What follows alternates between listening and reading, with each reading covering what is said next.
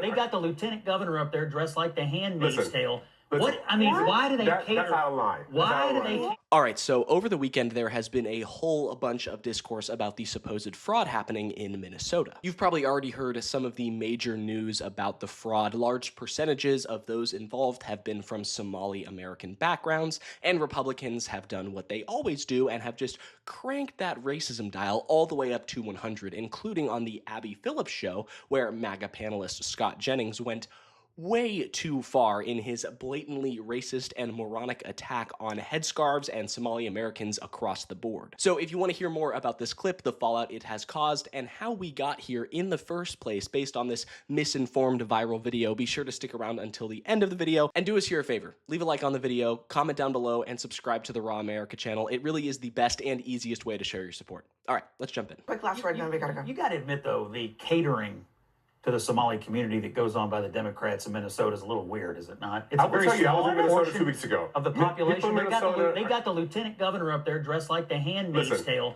What? I mean, what? why do they cater? That's out of line. Why do they cater? Scott, Why do they cater to them? Scott, hold on a second. It's just a small portion of the population. Because The Democrats put them at the center of Scott, I do think that. Just a second. Because Why? I don't think it would be acceptable for you to make a statement like that about Orthodox Jews in Brooklyn. I'm just going to jump in here real quick to add that statements like this are all too common in America, right? I mean, there is just this normalized approach to casual racism towards Muslims and Arabs and those who wear headscarves that's not really seen amongst any other social group, and Phillips points that out here brilliantly. Right. Why on earth is it acceptable to make a statement like that about people? It's a white liberal woman dressing in I'm just saying you're saying Republicans are you're denigrating the religious practices of a group for no reason other than the reason. I don't care about her. I'm talking. She's the one who did it. You're describing the type of dress as the Handmaid's Tale, and you're doing that to denigrate the religion of a group of people. That's just pointing out. It wouldn't be acceptable if you did it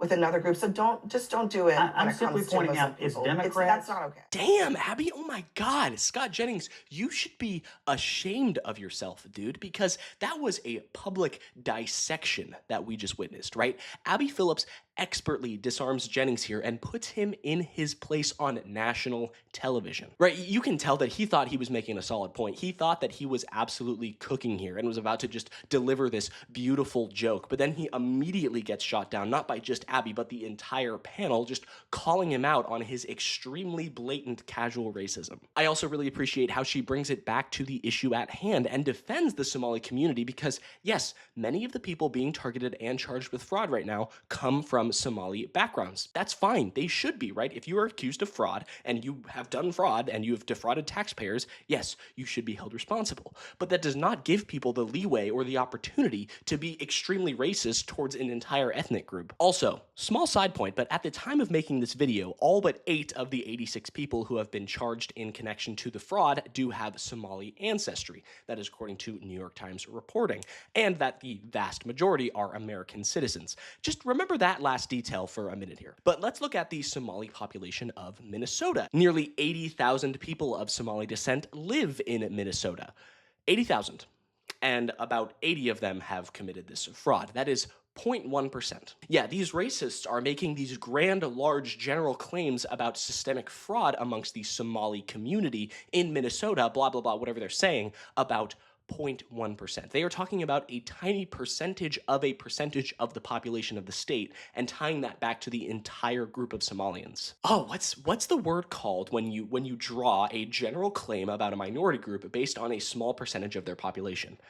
Oh, that's right. Bigotry. Right. Got it. You're a bigot. Got it. And clearly MAGA feels comfortable attacking Somali Americans after their big boy in charge, Donald Trump, said this about Somalians earlier this month. And when you look at what he's done with Somalia, which is barely a country, you know, they have no anything. They just run around killing each other.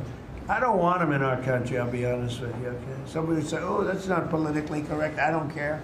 I don't want them in our country. Their country's no good for a reason. Their country stinks, and we don't want them in our country. I could say that about other countries, too. We don't want them to hell. We have to rebuild our country. We're going to go the wrong way if we keep taking in garbage into our country. The president of the United States just casually calling a whole ethnic group garbage, obviously not the most surprising thing in the world, but it's still just disgusting to see. What a slimy, gross human being. Since that point, Somali Americans have received a tidal wave of hate and harassment at the hands of the MAGA sycophants who have just gone in hook, line, and sinker with whatever Trump says and does at all times, including the number 3 House Republican Tom Emmer, who made a statement in regards to the fraud, writing, quote, "I have 3 words regarding Somalis who have committed fraud against American taxpayers. Send them home. If they're here illegally, deport them immediately. If they're naturalized citizens, revoke their citizenship and deport them quickly thereafter. If we need to change the law to do that, I will. Our nation will not tolerate those who take advantage of our charity and refuse to assimilate into our culture. Additionally, if any naturalized Somalis have undisclosed ties to terrorist organizations like Al-Shabaab, I want to see their citizenship revoked and their asses sent back immediately. Same goes for anyone who is found to have committed marriage fraud during the immigration process." All right, now just listen. Fraud is bad. I know, I said it. Fraud is bad. The people responsible should be punished, and the justice system has measures in place to take care of that, right? It's not like a case of fraud will go before a judge, and then the judge sees that the culprit is Somali, and then they're like, "Oh, shoot, great. Oh, we can't charge them. They're Somali. They're American Somali, so we can't do anything about that." That's never happened before, right? There's no judge that's just going to be like, "Can't charge them. They're Somalian." Like that doesn't happen. That's not how this works. These people responsible should be held to account no matter what their race or ethnicity is. I'm not arguing against that, but to target just Somalis and threaten them with deportation, even if they are naturalized citizens, is nuts, right? And we previously discussed that most of the people who have been accused of the fraud have been citizens. Yeah, these monsters just froth at the mouth like rabid dogs any chance they get to be racist. This whole outrage really kicked into overdrive when a video by independent journalist Nick Shirley went viral over the weekend of him pulling up to daycares in the state. This is massive fraud that is beyond anyone's imagination, the scope. But his investigative journalism was rolling up to a bunch of daycare places with a group of dudes asking to see kids. Yeah, if that sounds strange to you, just keep watching. Now we're going to Sweet Angel Childcare. We're in the middle of a strip mall here inside of this neighborhood. In fiscal year 2025, this facility, which has its license for 74 kids, was paid $1.26 million in tax money, and there are no kids, and all the facilities are the same way, all of them. Let's see if anyone opens. Yeah, let's see. Once again, I try to find a spot for my son Joey, and they would not open the door. I want to put my son Joey in daycare. Cuz I need a spot to put my son Joey. You work here? I was, yeah. What's happening?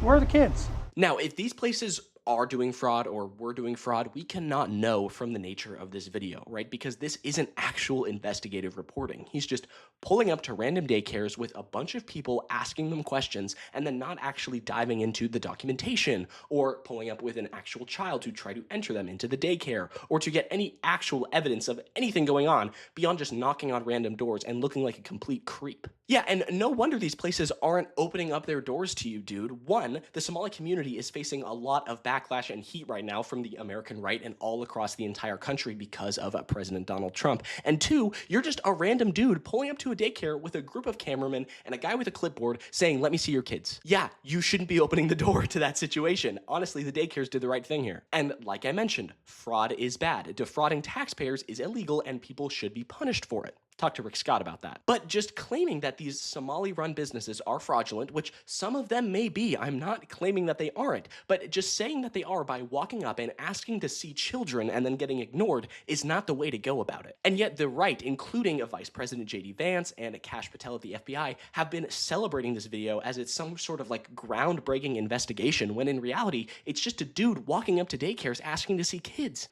I mean, I guess that is the Republican way after all. Popular Twitch streamer and content creator Hassan Piker fact-checked some of these claims found in the video by looking up certain documentation from DHS for these exact centers that shows that they have been investigated by the government and that children actually have been there. Now we're looking at Sweet Angel Childcare, Inc., okay? This is the other place that they went to. Now, if there is truth to the fact that there are actually no kids there, but it seems like the Department of Human Services Okay. Oh, children did not have access to daily interest areas. Children's hands were not washed with soap and water. Oh yeah, health practices. Children's hands were not washed with soap and water. This seems to me like there are kids there. Okay. The facilities are substandard, but it seems like there are kids there. So these government reports say that children were there. These claims were that there were no kids, but there were, so those cases don't hold any water. It seems to me that just people in America on the right have seized on an opportunity to attack another minority population, and they are just running for the hills, right? Because the vast, vast, vast majority of Somali Americans have done nothing wrong. And the people who have done wrong should be held to justice. But to make these statements and claims and cast a wide net over the entirety of the Somali diaspora in Minnesota is just absolutely barbaric and just moronic. It's just racist to dribble coming out of the mouths of these incompetent charlatans with no actual policy or cares for Americans. So instead they just attack. They find a target and attack. This is the Republican MO for decades now, right? Because they don't actually have any policy to help anyone, right? They don't have healthcare policy. They don't have housing policy. They don't have foreign policy beyond just bombing away. So what they do is they find a minority group, they find someone who is lower than, lesser than seen in the public image, and they attack, right? Whether that is gay people, whether that is black and brown people, trans people, Haitian people, remember that, eating the cats and dogs, and now Somalians, right? It is just a cyclical event, and that is just what Republicans do because they don't actually help anyone. They just attack and attack and attack. But I think that's going to do it for me. Thank you so much for sticking around until the end of this video. I really do appreciate it. If you like this video or want to see more like it, be sure to leave a like down below. Comment your thoughts on these racist lunatics as well as these fraud cases. I want to hear what you have to say. And don't forget to subscribe to the Raw America channel. It really is the best and easiest way to show your support, so we'd really appreciate it. All right, thanks again, and have a nice day.